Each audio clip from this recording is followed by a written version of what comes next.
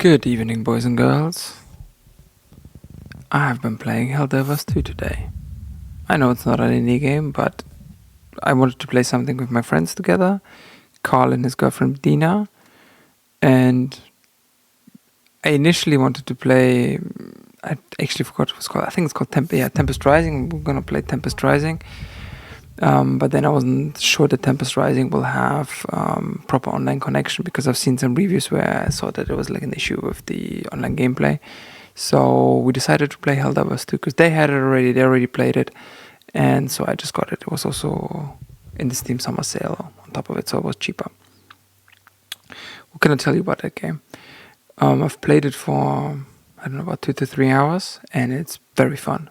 It's very fun. I do see, though, how it can get, at some point maybe a little boring. Because I thought one of the main things with Helldivers 2 was that you're sort of engulfed in that war, and everybody's kind of thinking about that. I didn't really get that feeling, but that might be also because I'm so late to the party. Also, it might change a little bit when I play maybe a little bit more, but at the moment it's very much go to objective A, and it's, close, do a little mini puzzle, whatever it is, do the objective 1, 2, 3, extract, objective 1, 2, 3, extract, objective 1, 2, 3, extract, defend base, that kind of thing, and just killing everything around. And the way I play games, I like to feel the progression, and you do feel it in Helldivers 2. So that's really good. Like you are constantly unlocking something. That Warbound thing where you have to pay it with money, that is dumb as fuck. I just wish that was unlocked. I don't see why that is not unlocked. That makes no sense to me because there's weapons behind it, there's stuff behind it, there's things behind it, and people can come now and tell me about how no, it's like all cosmetics. Is not. There's actual weapons in the Warbounds and a sword, and there's also these abilities which you can have. They're also in the Warbounds, and you need 1,000 to unlock that.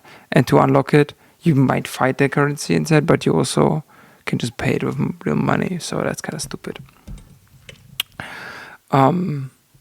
Yeah, I feel that game. The combat is like the shooting is very, very good. It feels very good. The entire game feels super cinematic. How my friend likes to say, it's like the most cinematic game ever. It is really good. Primarily, I think I'm missing at the moment that where I really wanted to, be in that war, see where how can I have an impact, where can I progress, what can I do, and at the moment, I maybe not really that far in that I can get that feeling. But I do can see why people spend lots of hours in it. I would not play that game alone. Ever. I would never download that game and play it alone. So I just only would play it with people together, and probably only people I know. Because you do kind of have to communicate. There's like things where you kind of have to communicate. There is missions where you don't, but there are some where you do. Where you have to like align objectives based on what's going on. And generally speaking, I think it's a really lonely game to play alone. So if you do have friends, Helldivers 2 might be a good choice. I think I paid 30 euros for it, something like that. I didn't get the expansion pass, obviously, because, I don't know how good it is. I feel like that mechanic itself has a lot of value in it. The one that like progresses story and everybody can jump into it. And I think that's sort of a little bit of an untouched territory.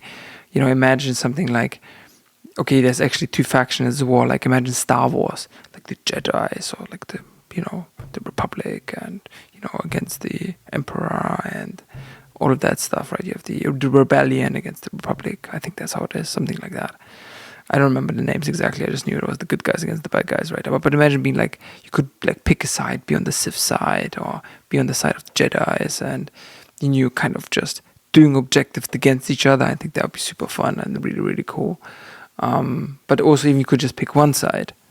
Like in Star Wars, that would work super well, but I think there's super many franchises which could, work for that as well. So I think there's something in there. I also really like that it doesn't have necessary classes.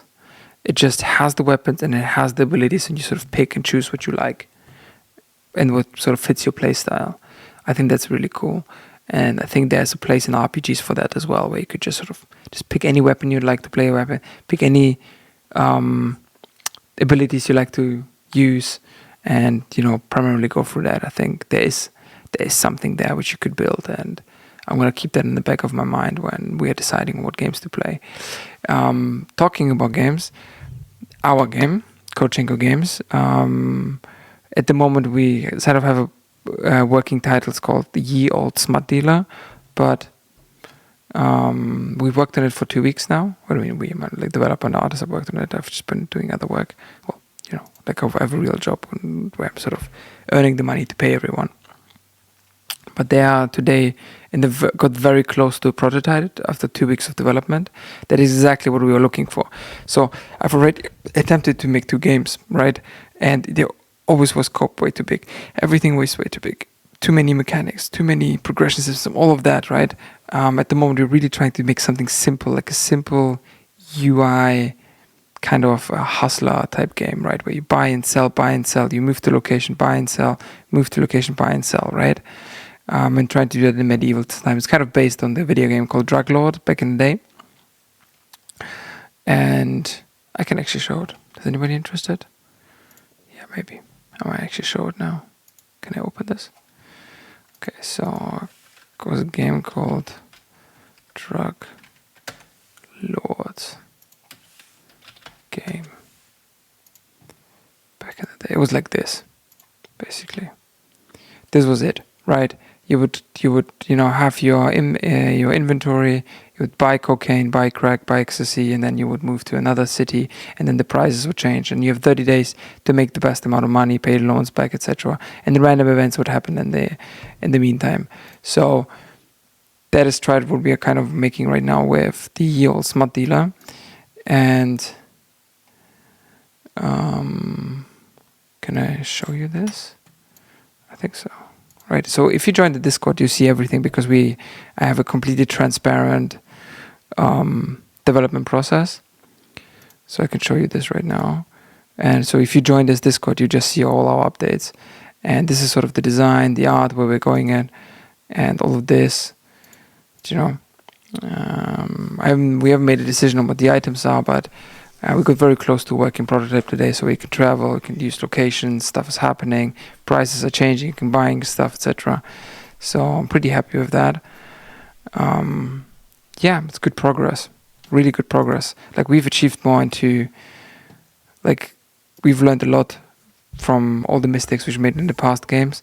And the biggest one we're doing right now is just want to make a game with like 3 months, something really short, which we can deliver. And I think that is very much deliverable. I think we could have done it even faster, but I'm going to push that muscle when we finish this one. Yeah, all in all, everything is really good. What else is going on? I think there's I have an interesting situation right now with the Kitas. So there's a kindergarten, so whatever you want to call that. So my son is 2 and he goes into a kindergarten. And or a nursery, whatever you want to call it, right? It's not necessarily a real kindergarten. It's kind of something maybe a little smaller than that.